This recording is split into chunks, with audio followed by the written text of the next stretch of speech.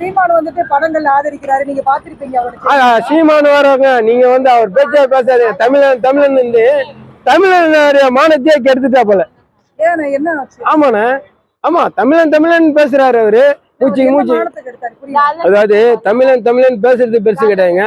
தமிழ் மாரி நடந்துக்கணும். நான் அந்த ஜாதிகாரனை சேர்த்தேன், நான் இந்த ஜாதிகாரனை சேர்த்தேன், நான் ஒடியாரனை சேர்த்தேன், நான் ஒன்னானை சேர்த்தேன், நான் குறவனை சேர்த்தேன், நான் கொர்த்தியை சேர்த்தேன்லாம் இருக்கும். அந்த இதை வரக்கூடாது.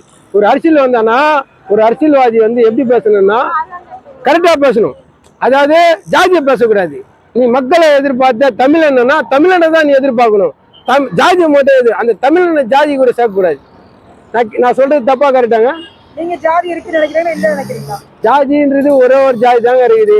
ஆண் ஜாதி பெண் ஜாதி அது ஒத்து போனா நம்மளுக்கு பொன் ஜாதி. நீங்க பள்ளிக்கூடத்துல வந்து உங்க பிள்ளைங்களுக்கு படிக்க வைக்கிறீங்க? படிக்க வைக்கிறேங்க. ஜாதி சான்றிதழ் கொடுத்துருக்கீங்களா? ஜாதி சாதி கொடுத்துருங்க.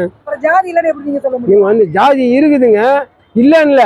ஆனா அந்த ஜாதியை வந்து இப்போ வந்து நான் வந்து பரஜாதி தான். நான் வந்து ஐஎஸ் ஜாதி கிடையாது. நான் பரையன் தான். ஆனா இந்த பழைய ஜாதியை சில பேர் ரொம்ப மட்டமா பேசி மட்டமா இது பண்றாங்க. அப்போ இவங்க இந்த ஜாதியை பத்தி பேசினா அப்போ நம்மளுக்கு எப்படி இருக்கும் நீங்களே சொல்லு.